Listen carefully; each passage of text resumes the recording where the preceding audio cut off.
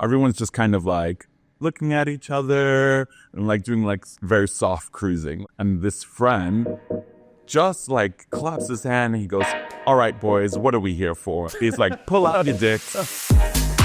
Welcome to Behind Closed Doors, the official Sydney Sauna podcast hosted by yours truly, Paisley Heart.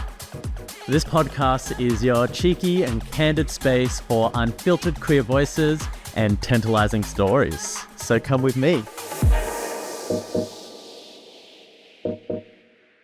Welcome to episode 6 of Sydney Sauna's official podcast, Behind Closed Doors. Today's guest is someone that I deeply admire.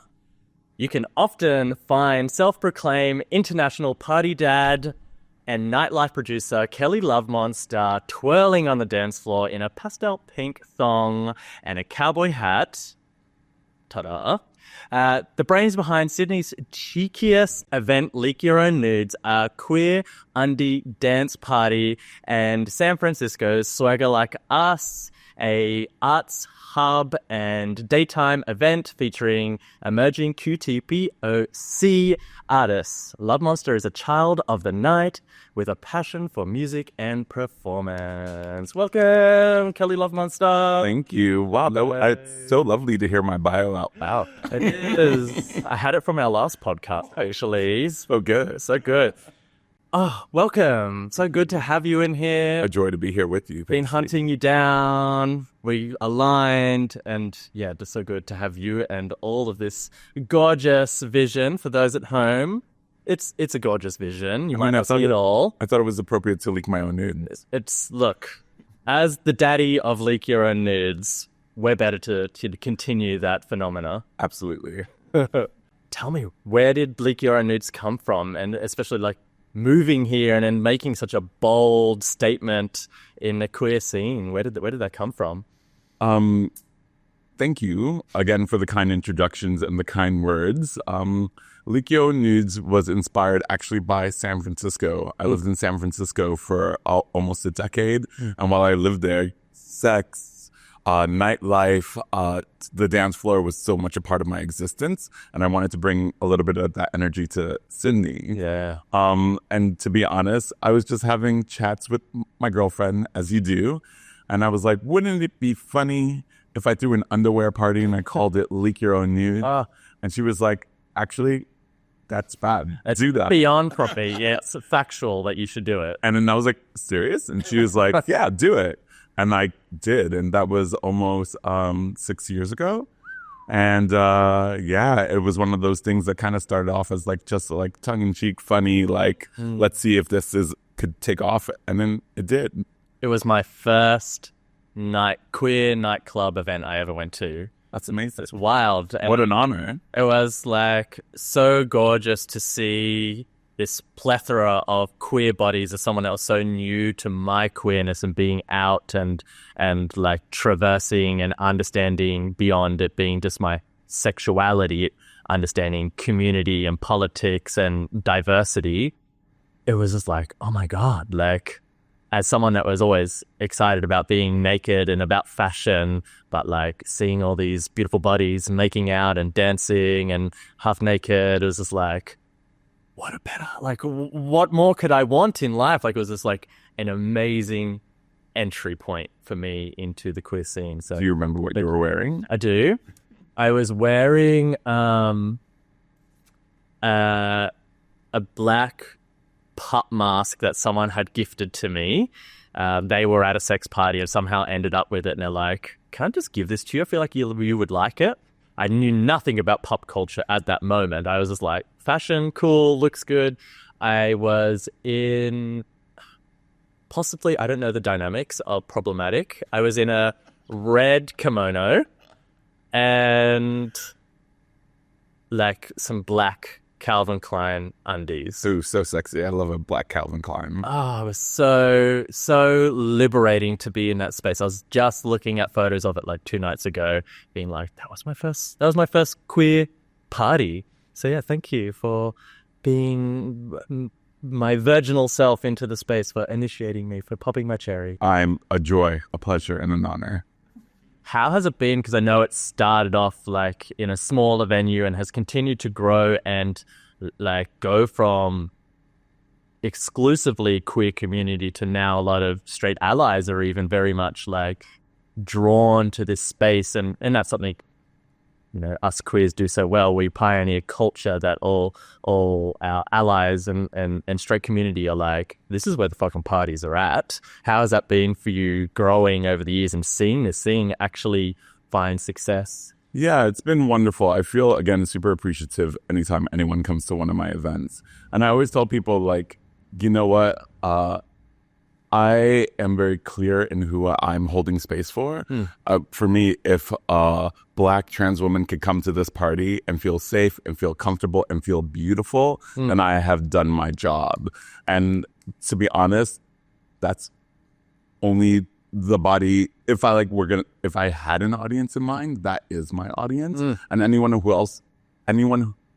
who else comes, I'm like, cool. But like at the end of the day, it's not about like queer people, it's not about straight people. It's about like the most marginalized bodies feeling like they have space and they have space to thrive. Yeah. I'm like curious about that. On an earlier episode, I had Hollywood Star on, and she was talking about like a somewhat struggle of like being that she knows of the only like African American queen around, or like that she knows, and just feeling like so much pressure. She's very much about Black excellence and like representing woman and power, but then also being like, I'm the only one like that's holding this for community and for you to come in. And how was that transition into Australia as a Black queer folk? Yeah. Look, I think being Black and African diasporic and living this side of the world has been a wonderful experience for me. In particular, I think I've realized I have Black kin outside the diaspora, right? Like, I live in a Black country. Australia is a Black country. There are tons of Black folk here. And it's been wonderful to connect and to realize that, like, oh, I have family here as well. Like, you know? So I guess my experience being Black has actually been really wonderful. It's been welcoming. And I've really felt like I've been welcomed and given, or I just feel like I have kin here. So it's actually been really great for me. Yeah. So earlier you're talking about like the sex and the partying and the glitz of and the sluttiness of San Francisco.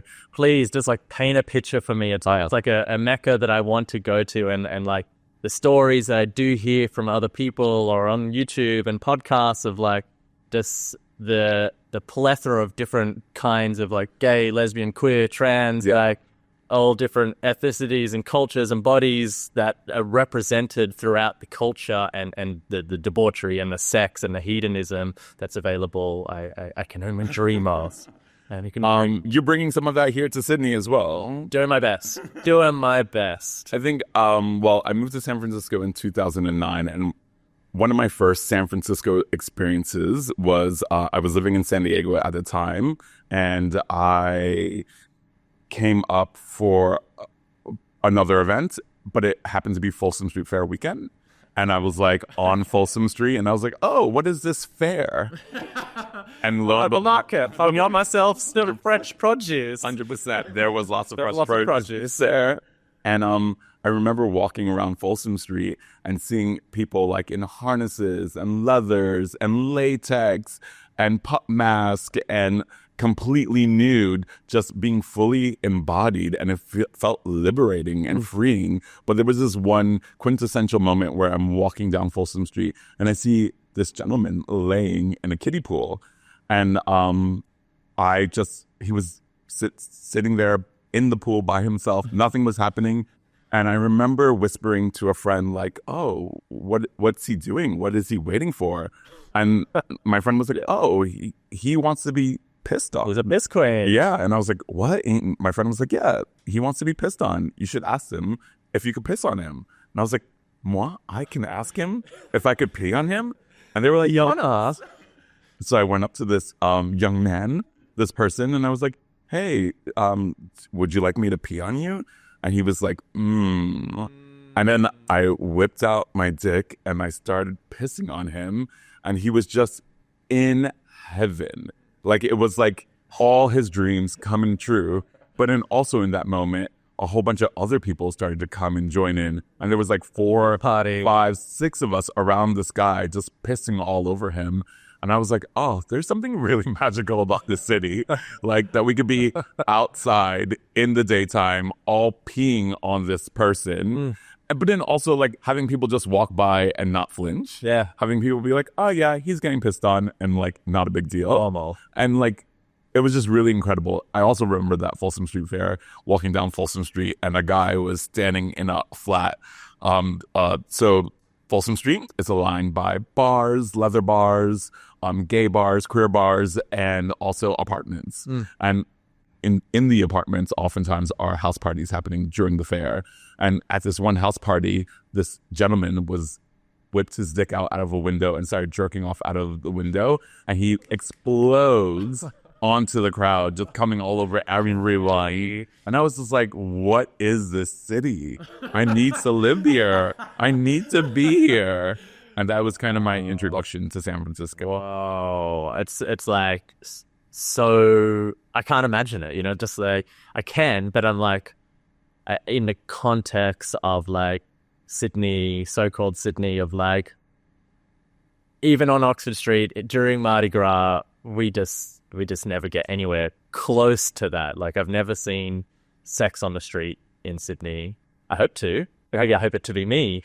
But like, and to that level of someone coming off the balcony and like pissing on people having a piss party, I'm curious how that has felt coming here. And obviously you've curated Leak Your Own Nudes, but do you ever have like I miss that like hedonism and liberation of like, we're not going to blink an eye at something. Yes. And I think you hit the nail on something. It's more about the liberation. It's more about the freedom. It's more about the acceptance. I think in San Francisco, I truly felt the freest I've ever felt. And to embody that freedom through my sexuality was really, really special and wonderful. And I guess living in Sydney, I've tried to hold on to that and try to bring some of that energy here, hence Leak Your Own Nudes being born. And you know what? At its core, Leak Your Own Nudes is actually a very wholesome. It is. Like, it's a dance party with people in their underwear. Of course, sometimes people get a little bit sexy. But for the most part, we're all just dancing around in our underwear. And I love like iterations of, like, it's so nice to live in Sydney. Like, it's not, I'm not naive. I know Sydney has had sex parties before. I know Sydney's had underwear parties before. I'm in a long lineage of things that have happened in the city. And I think there is a little bit of a renaissance, a sexual renaissance happening. Yes. And I see that in things that I do, things that you do.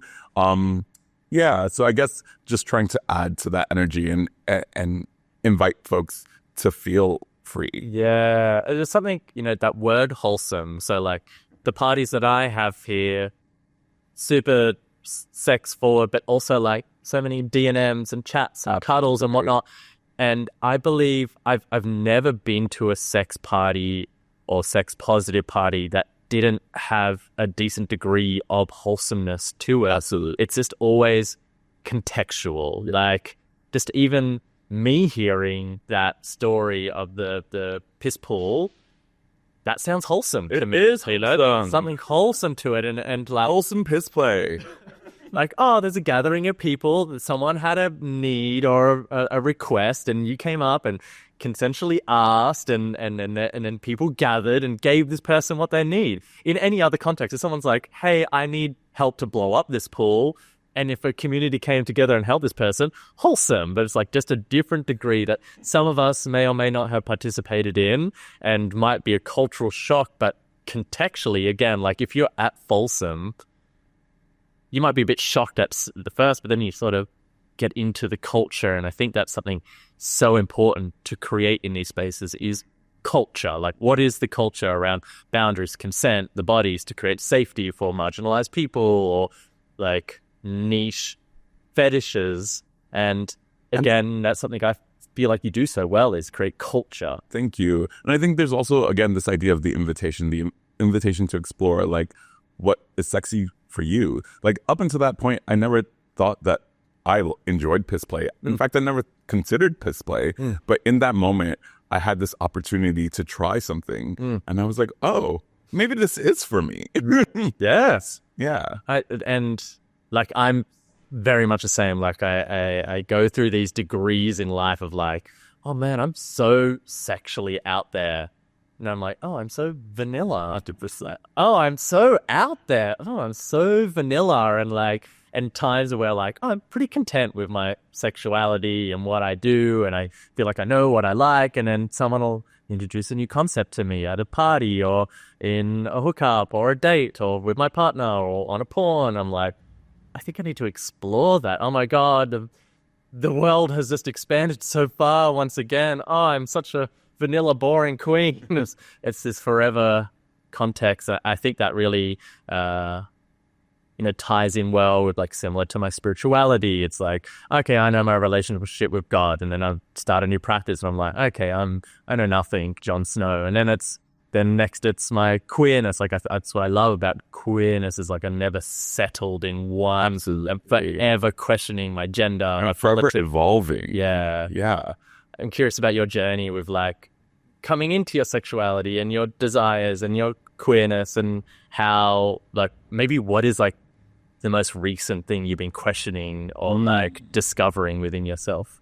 Yeah. A couple of things. One, I've always been queer. I came out as queer. And I remember when I came out as queer to my father in particular, he was just like, I don't understand what that means. I just want to know, are you going to come home with a man or a woman? And I was like, well, I actually don't know. Like I really feel like my sexuality is a fluid. My gender expression is fluid. Yeah. And so that's my first point. And I guess, just thinking about like queer identity, I think I recently have been exploring like how do you hold a queer identity and hold being a parent and caring for a young person, and I feel very fortunate that I get to do that. But like, sometimes those things feel like they can be in opposition. But like to be alive is to be full of multiplicity. Yeah. And so I guess just trying to come to terms with my multiplicities. Yeah. That was something I was super curious about, with that little bio is, you're a father and a dad to so many of us in the scene, but then you also go home and you don't take the dad hat off. It's just like this dad hat off, this one on, and in fact, they're the same hat. The same hat. How has that been, that transition from like, just being a father to the scene to then being a father to an actual child? To be honest, I'm trying my best to like make sure it's the same thing. I think that like for me, being a dad is all about communication. It's all about learning how to acknowledge when you've made a mistake. These are the like lessons that I want to like bestow upon my son, and these are the lessons I want to share with my community as well. It's like, how do we be accountable? How do we be vulnerable with each other? How do we show love and affection to each other? I think it's all the same. And so I don't see them as different things. I actually see them all as the same holistic bit of being a dad. Yeah. Because like in society, there's this unsaid law that isn't true of like, okay, once you become a parent, you have to absolutely stop being so sexually XYZ, stop going out, stop drinking drugs or whatever it is, whatever your passions are when you're a single person or a childless person. Do you feel like there was any of that coming up as you were going into, and especially as like a queer parent as well, like sure, any extra lens as they go into school or whatever? Absolutely. At first I thought maybe I had to like quiet or tone myself down, but then I was just like, what for? Like, who does this serve? Like, like it's not only about me. It's like potentially there might be a young queer person at my son's school, and maybe they see me and I'm the first example of a queer body or individual, and they're like, oh, maybe I'm like that person, or maybe I can be like that person. So I think it's like, yeah, no, I think there was a moment where I was like, oh, maybe I need to tone things down, but I'm like, ramping it. I want to be the hottest dad in the room. I want all the dads to be like looking at me, flirting with me, questioning their sexuality. Like, absolutely. I love that. Like in the scene is like a very prime example is going out in Lismore and the tropical fruits and the radical fairies and all this community. That was the first time I went out and was like, oh my God, like this is the most multi-generational space that I've ever been in. And, you know, there's certain people that I talk to that are dads or mums that are like, I've only just recently discovered my queerness and came out, and that's a whole thing to navigate with my children. I have to question if I'm allowed here. Even in like sauna spaces, am I allowed here? Whether that's like out parents or like DL folks that are here that are navigating. And I think having a healthy father figure, parental figure in the spaces that's representing sexuality and partying and like healthy, like even, I don't know if you know, but just in this door, there's a picture of you. Oh. Amazing. From Akon. Oh, amazing. And just like, I'm Kelly, I'm unapologetically myself, is that like, oh my God, like how healthy is that to have in society? And there's something I talked deeply with Courtney about being a public figure. Yeah. And, you know, there's these certain rules that you're supposedly meant to follow. And like us queer folks don't do that. Like they're very sexually, I don't know if you've read their book, Courtney Act, but it's very, very, very slutty. And at the same time, so politically forward and advanced. And just, I love seeing public figures really take up space and show up for things like this and be, you know, working with people like Akon and different mainstream public facing spaces that also is like, I'm a fag. I love having sex. It was like so revolutionary. We couldn't do this like just like a decade ago. And you know what? Again, like I really feel like I oftentimes think of all the history that was lost during like HIV and AIDS. And like, again, like I don't think necessarily revolutionary. I think more a renaissance. I think people like this existed. Oh, yeah. Like thinking on to people like Harvey Milk, people who you could find in the sauna, but also was a public official, a political official, and ran for office and held in office and was like an out gay man and was an out gay sexual man. I think these archetypes have existed, and I just think that they've been lost. And I think that like I feel like I'm trying to bring back some of that energy. Feels like we're definitely going through a renaissance here, and like I feel like it's what like post COVID and the lockdowns and all the other kind of crazy lockdowns we had prior to that of like the King hit / Coward hit era of Sydney and all the bars and clubs closing down. Then we went to go, which is like so much oppression, and then we had World Pride, and it was just like, okay, Renaissance time. I remember being at another party of yours, all day queer dance, and just being up on a roof, and it just feels like it's a queer aquarium up there, just like all the different tropical fish of humans has been like, oh, we're going through something right now. Something is deeply changing and evolving in the city. So like, oh, chef's kiss. Oh, thank you. I love all day queer dance. It's actually one of my favorite parties. It's a marriage between Leak Your Own Nudes and another party, Late Night Queer Dance, which is like an afters party. And I think that like for all day, like you get that melange or that mixing of like intergenerational audiences, audiences from different genders, expressions, audiences from different cultural backgrounds. It's like one of those parties that I really feel like hits all the marks for me. It's truly a queer event. Yeah, so thank you. And so incredible, like especially with that like 3-level system is like you can sort of, you know, downstairs is a bit more electronic, like harder, doofy, and then middle stage is very like black and brown music, R&B, hip hop, Afro beats, and then upstairs is more just like social, cute time, cuddles, drinks, cocktails, like just chef's kiss. And something I'd love to do a shout out as well is like one of the people that you run it with, Johnny Seymour, is, you know, talking about our history and opening doors and how a culture has evolved here.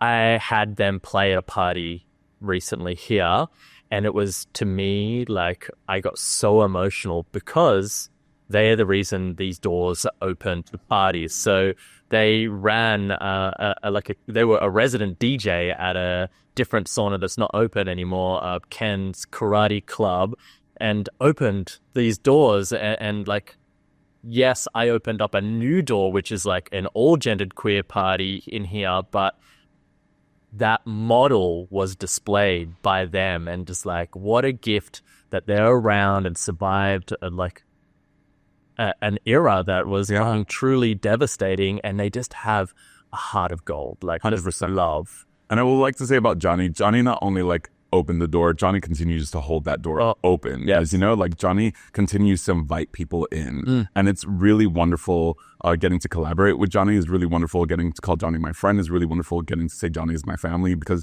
there is no one like Johnny Seymour. Honestly, a Johnny Seymour hug is something that everyone needs to experience in their lives. Yes. But you know, I wanted to just, on the note of like queer like parties in like sex on premises spaces, like another San Francisco story that comes to mind is like one of my fave San Francisco moments was maybe again during another Folsom Street Fairs years after my first, and being in a predominantly like cis het gay space, and having a whole bunch of queers take over a sex room, and having a whole bunch of like lesbians storm the sex room and set up shop in the middle. And shout out to my friend, auntie, Stevie Ann, who was like in the middle with her like gaggle of lesbians, and they were just like fisting and fucking and loving and just like holding space.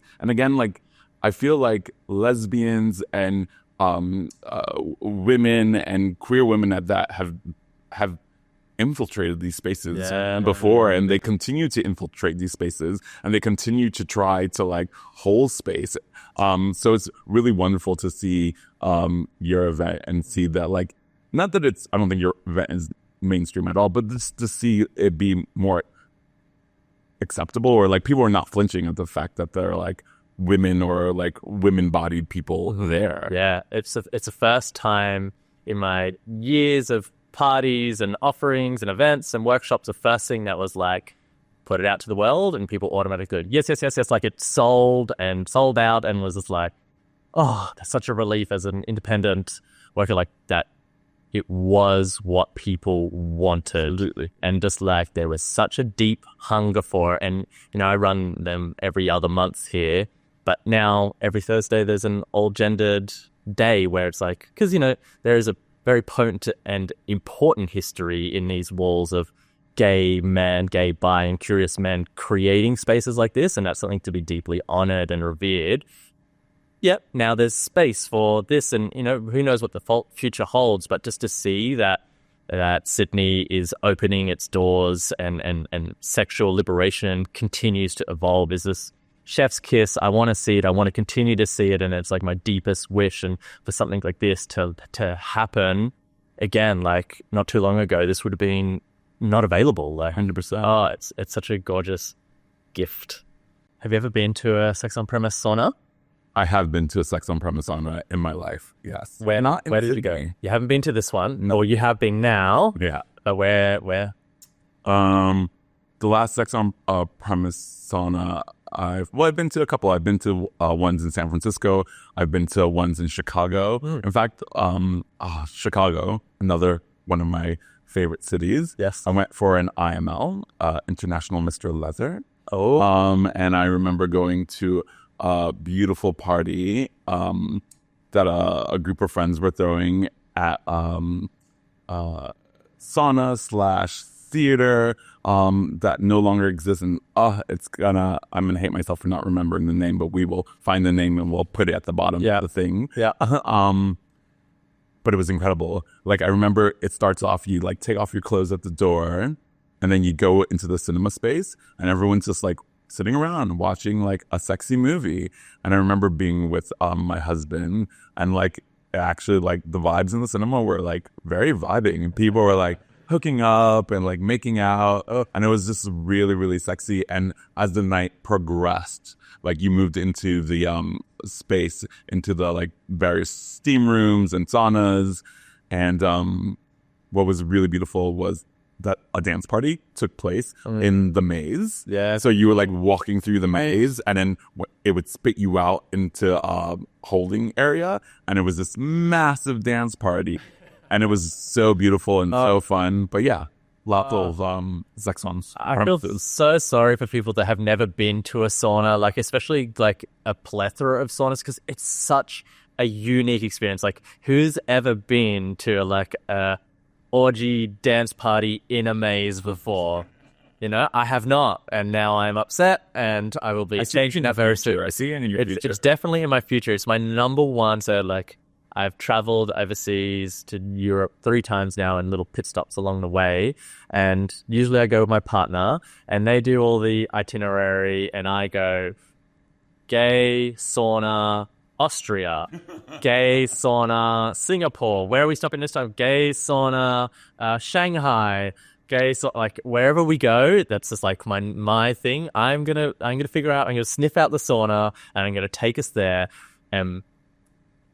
Just speaking of unique experiences, so in Vienna, Austria, there is the oldest. The gay sauna there has the oldest standing like bathhouse, the oldest. So it has this incredible pool in this like old sandstone, very decadent built space with cathedral windows that supposedly was what they call Prince Sissi owned. I don't know what his real name was, but he had all these harem of twinks there, and would be in this old Roman bathhouse. And going there is like a unique piece of history that is now within the queer community. So it's like for our eyes only, and just like so many other unique experiences across the world that we only get to experience. And I just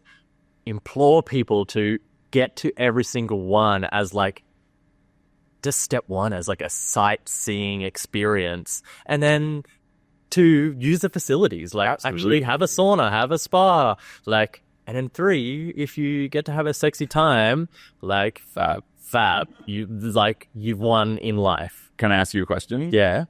Tell me something, or what do you look for in a sauna? Like, what are some of the pluses? So I like my motto is like go for those, like that is the order of reasons that I do go.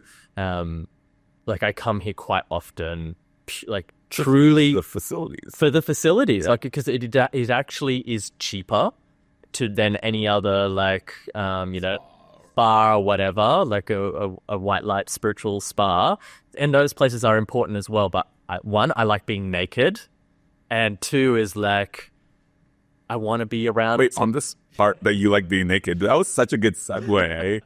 I'm sitting here naked alone. Maybe you can join me. I can join you.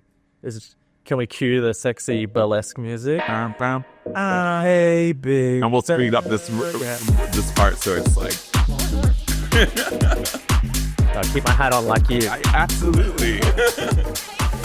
Cute. I joined, well endowed, blur line. It's all natural, all true. That feels better. There's like nice air conditioning coming down on my body. I am a bit sweaty. Favorite things about coming to the saunas and reasons I come here is, definitely the facilities. And then... What's your favorite facility? The steam room. The steam room is my favorite. So my way of cruising, and something I continue on to work on, is like, I'm not the most confident in like approaching people, especially in like non-sexy places. Like at an all-day queer dance or Leak Your Own Nudes, I'm like, this person's attractive, this person, but a lot of my like, am I queer enough comes up. I don't know why. Truly a faggot. But we all have insecurities. We all have insecurities. But yeah, in these spaces, so in the steam room, I like can drop in, and then I start to like connect with my own body. So like I'll massage, and then I start to massage one certain area And that's sort of like my, I'm the flower blooming and calling in all the honeybees. And my I'm very verse, very bi, very pan in the way of like different moments create like, I'll have them as like, all I want to do is just like suck dick. And another is like, all I want is someone to suck my dick. All I want is to fuck someone. Like, all I want to do is just be with myself. It's very much a plethora of different things. But I think my biggest like cheeky grin leaving is like if I get to have like suck multiple cocks, especially at the same time. And I am very much a sucker, pun intended, for like thick foreskins. I have like, you know, I would have my own perfume of foreskins. Like, oh my god, there's this amazing meme. Oh, that's smart. Ryan Gosling sniffing a little like daffodil, and the meme says like, me, Ryan Gosling, daffodil, foreskin. That's me. And like, even to like, I don't do this. But whenever I think about foreskins, I like think about like beef jerky, and I want to like. It's not selling myself to those that are uncut. No, I think there are going to be a lot of people who are like, yes, hard relates. That is probably what I'm most looking forward to, and that happening in. So I also love to sweat. Like, I'm someone in the summertime that will in the car like roll all the windows up and have like my own sauna experience and music blaring. But if I can also do that whilst sucking cocks, chef's kiss. Truly this living. How about you? What's your like fantasies in the sauna, or just like any other, like when you're cruising or sexual fantasies? I think one, I too also love the facilities. I love a sauna. I love a spa. I love sitting in a spa. I love being submerged in warm water. Like, I think it's just like feeling like, you're like wrapped in a warm hug. There's something really special and beautiful about that. So I oftentimes go to saunas for the facilities as well. And, you know, if a sexy time happens, like, it's like the cherry on top of the sundae. But you know, things that I like at the sauna, I love, and it's hard, especially in the cities that you live in, but like the anonymity of it, like going into it, especially like when you're visiting a city, going to their sauna. I'm so much more slutty. 100%, because you're like, you know what, tomorrow I probably won't see you on the bus. But with that being said, I like to embody that anonymity and pretend like, oh, no one knows me here. I could be my freest, truest self here, and like just like engage in whatever the desires are in that moment. Like you said, my desires are also oscillating. There's sometimes all I want to do is suck a dick, and there's sometimes all I want to do is to get my dick sucked. So I just think that like really like embracing what that moment calls for is like the beauty of spaces like this. I'm curious especially for folks that might be watching that have never been, if you have any stories to share about, especially being in sex positive spaces, about learning where your boundaries are out. So the story that I will share is, I remember being in Melbourne and being at, I can't remember what it's called, but it's a bar, and they used to have a sex on premises space on the top, but I don't think that exists anymore.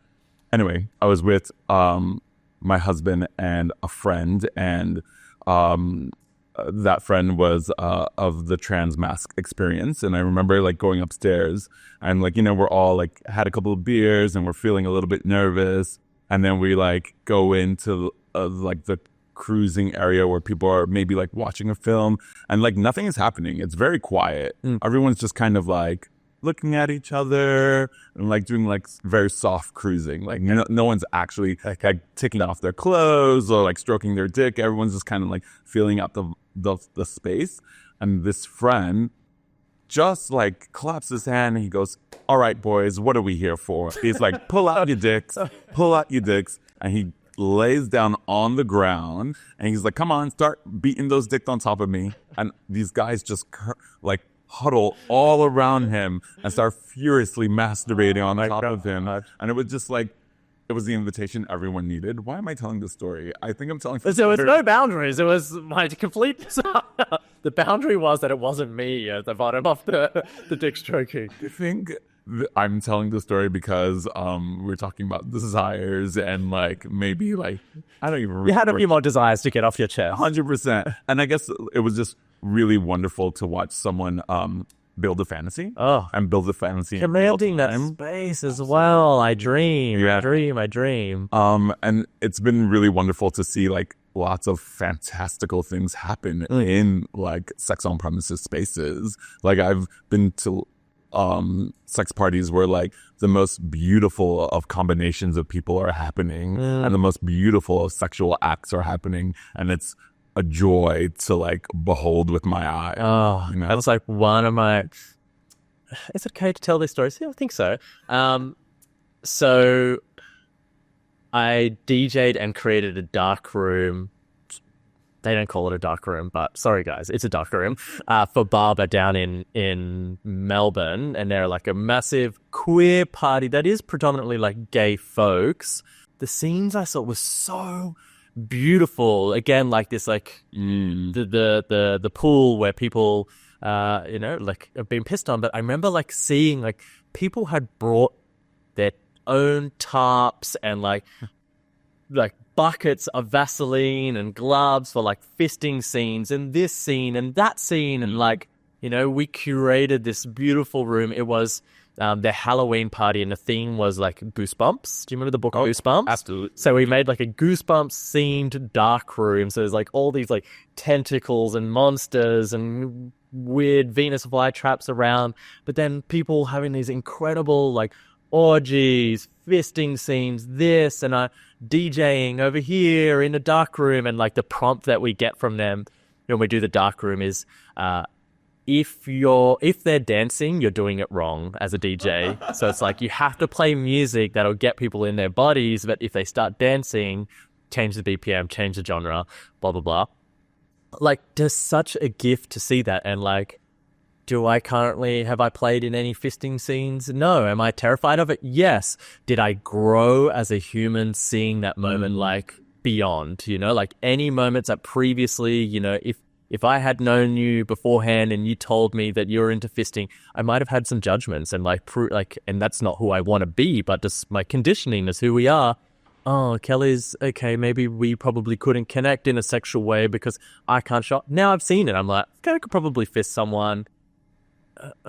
With a lot of work, maybe I would also be open to being fisted, but like just seeing that was such an incredible, and seeing, to tie back to this early question, like seeing them also talk through the scene and figure out the boundaries and the consent and how that works. And in these spaces, in sex on premise places, I've learnt more about my boundaries. Like I feel pretty confident in my no, but I've also learnt that sometimes I'll just say no before leaning in and finding where my true no is. And sometimes going into situations and letting people do things to me and tell it is a no versus like a preconceived no.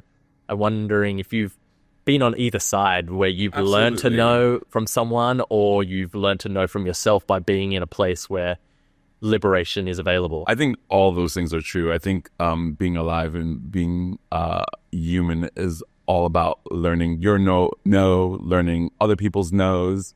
And I guess what I wanted to say about spaces like this, sex on premises spaces, and sex on premises spaces that are predominantly like cis gay men, is that like consent works differently here. And I'm really interested and curious about like how we queer that, how we bring in more conversations around consent in spaces like this. Because oftentimes in spaces like this, what I've experienced from cis gay men is that they touch first, right? Yeah. They touch first, and then if you brush them away, they'll leave you alone. And I'm like, and it was so nice to hear you describe at Barbara, like how people would like talk about the scene that they wanted to create. And I think that there's something really magical about that. I think there's something really queer about that. Being able to say like, I have a desire. Would you be keen to participate in this desire with me? And if not, that's cool. Like rejection is hard, full stop.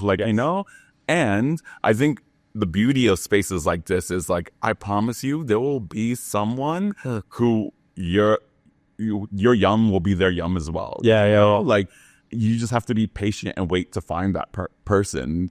And I guess, like, to answer your question, consent and desires and sex on premises spaces, like, it's super important for me to have folks learn how to communicate in these spaces. Yeah. And a big part of, like, lying, if someone comes up to me and they have a problem, whatever said problem is, I'm always like, have you tried engaging this other person? Have you tried having a conversation? Because you'd be surprised what you find when you actually talk to someone else. Yes, it's like, communication is so key, and that education is fucking hard, especially as a queer person, where in spaces where maybe it's not, there's degrees, but if it's like not just a queer space, it's and allies, it's like for me, like, a fear, like, oh, what if that person's straight and they like queer bash me, which won't happen, but it's still ingrained there. Or what if that person's straight and then they realize that they have this is an experience that they want to experience. Yeah, I'm straight, but I'm queer for you. Yeah, 100%. Which I've had, and like, that's what I want to continue to see, is more education about consent and boundaries and communication in our community. And I'm curious, as we slowly begin to wrap up, is what is your wish and your dream for our community here in Sydney and the wider Australia of around our queer and sex positive community? A couple of things. One, being queer is not only for me who you love and how you dress and how you are embodied. It's political, right? Mm-hmm. And I think part of that politics is a little bit about what we're talking about right now, is that communication, being able to communicate your desires to someone else, being able to hear someone else's desire, being able to hear someone else's no. I think being queer is a very political act, and I think that's what makes events like mine and yours really magical, because they're also political events. Mm-hmm. I'm sorry, I just lost my train of thought. Okay, I deeply agree with that, and maybe just like spark off that is, so when we run parties here, we have speed baiting. We should. Coming soon, speed baiting is also another workshop we'll do, but we do speed dating. Yeah. And it's run by a relationship coach who also integrates boundaries and consent and desire communication tools into the space. So it's like, people have, 20 to 60 people in the workshop that they've already started something with, and they come out with tools of like, oh, now I know how to say no. Now I know how to say, like, no, but I want this, or hey, would you be open to XYZ? And, I see parties like yourself and like the Angel Onlys that have just posters and like, consent is key, consent is everything, or whatever it is. And I see that happening in these spaces, and I want more parties to be able to integrate that. And there is something like deeply political about, like, because we live in a world where sexual assault and abuse is the numbers are huge, and especially with queer and trans folk have the highest numbers of where that happens to them. That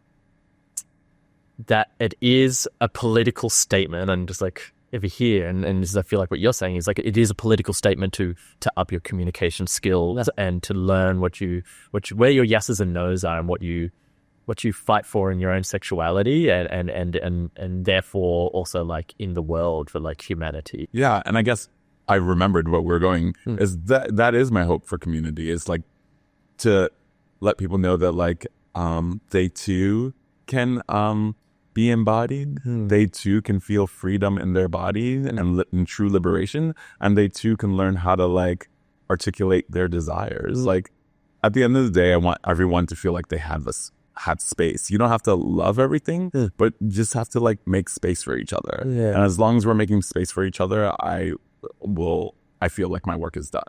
Beautiful. So where do the children find you? And what do you have that going on where they can find these parties? Leak Your Own Nudes, All Day Queer Dance, Late Night Queer Dance. Yep.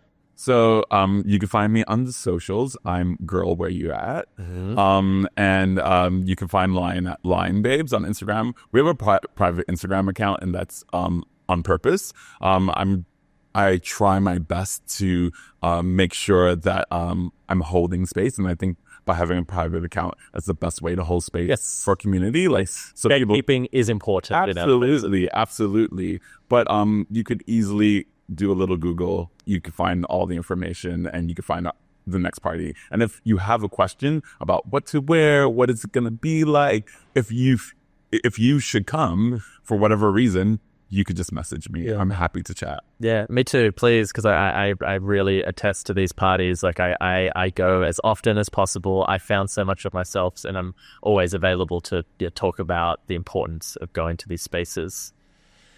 Anything else that we should be checking out? I think you've got an exhibition right now as well. Yes, I have an exhibition happening at the Bearded Tit called Fire Ash Stars. It's just a little contemporary art intervention.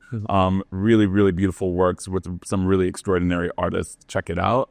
And then there's an all-day queer dance coming for the long weekend. Maybe you'll even see me at your next party. But yeah, there's lots of things in the calendar. Oh, beautiful. Thank you for joining us. It's a joy, pleasure. Wow.